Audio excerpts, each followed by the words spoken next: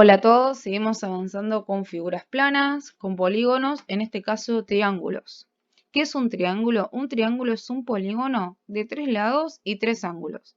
Acá vemos, tiene un vértice, el vértice nombrado con la letra A, el vértice B y el vértice C. Tenemos los 3 segmentos que llamamos lados y los ángulos interiores que lo componen.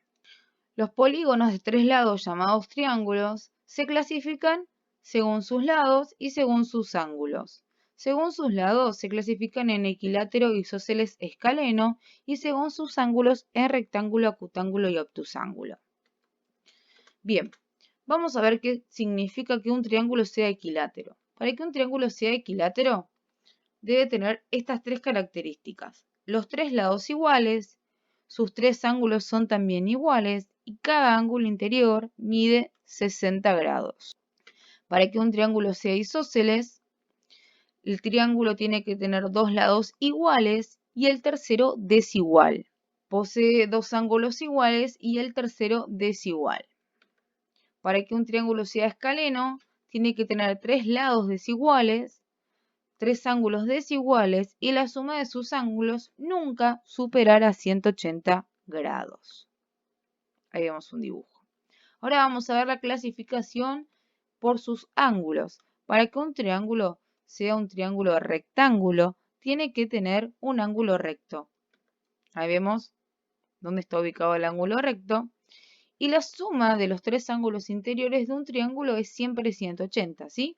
Tenemos un ángulo de 90, así que los otros 2 ángulos que los componen también suman 90 grados entre sí. El triángulo acutángulo, que es un polígono de 3 lados en que los 3 ángulos son agudos. Recordamos que un ángulo agudo era aquel que medía entre 0 y 90 grados, ¿sí? Siempre menor a 90 grados.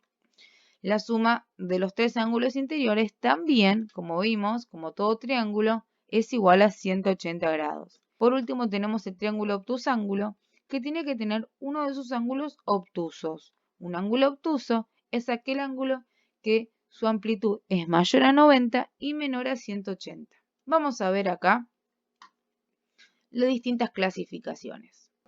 Bien, vemos este triángulo, es un triángulo equilátero, tiene 3 ángulos agudos, por lo tanto también es un triángulo acutángulo y vemos que el ángulo A mide 60, el ángulo B mide 60 y el ángulo C mide 60. Ahora vamos a modificar la medida de los lados y nos encontramos con otro tipo de triángulo. Vamos a ver, es un triángulo isósceles, también es acutángulo y acá vemos porque tiene 3 ángulos agudos, ¿sí? Tiene un lado que mide 3 y otros 2 lados que miden 4. Por eso decíamos que era isósceles.